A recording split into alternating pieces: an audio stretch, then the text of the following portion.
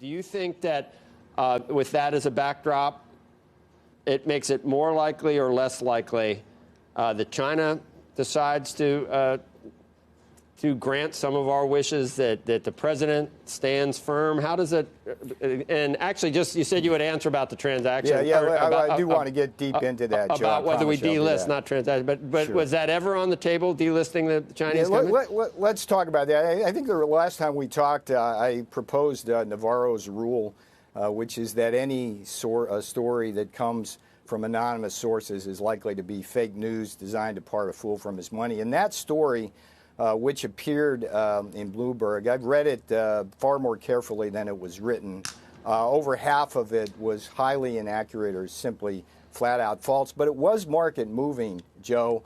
Alibaba took a haircut, other Chinese companies. And it was really irresponsible journalism. And the problem we have here, it's kind of like the Gresham's law of journalism. It's like these bad stories push out the good. And what happens is, as soon as Bloomberg puts it out there, there's pressure for others to put it out there. Then it comes up on the cable news networks and pretty much. Yeah, Peter, but hang on, get... Kayla, just stop. I want to finish this thought. Wow. This story was just so full of inaccuracies.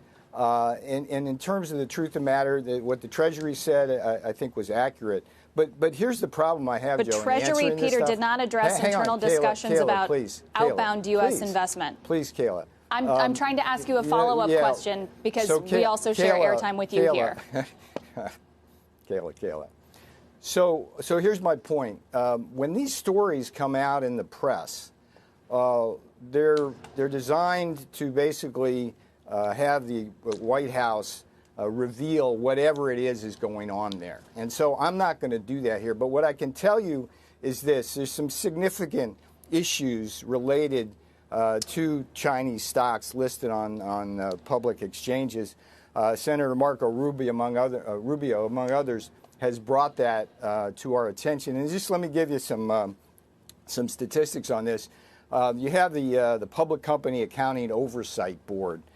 There's over 100 Chinese companies with a market cap of over $1 trillion, which refuse to give appropriate transparency on accounting to the PCAOB. And fraud is ubiquitous. There's issues related to fake receipts, fake invoices. Okay. Hardest stuff is fake cash balances because it's very hard for auditors to penetrate that wall. And so this raises real issues that then go down the line. For example, the Federal Retirement Thrift Board had announced a policy to start buying some Chinese, investing in Chinese stocks.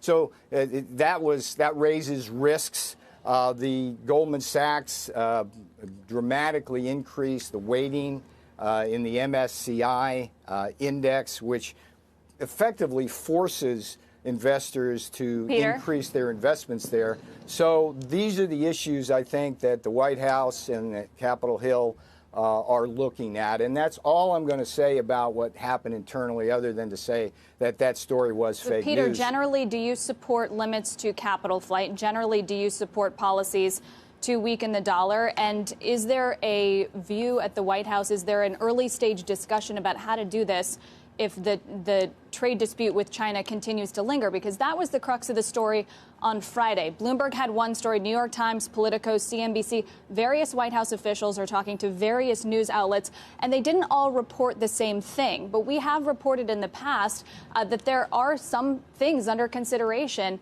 that the administration has been evaluating at different stages of development, some brought by Congress, some originating internally. How long is this going to go on, Kayla?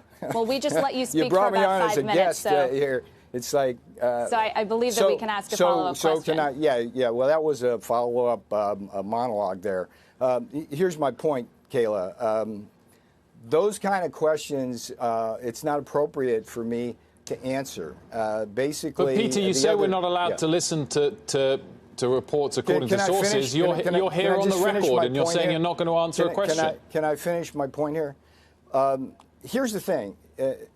When these stories come out, all they are designed to do is to force the White House, people like me, to reveal the inner workings of our trade negotiations with places like China, and I'm not going to do that.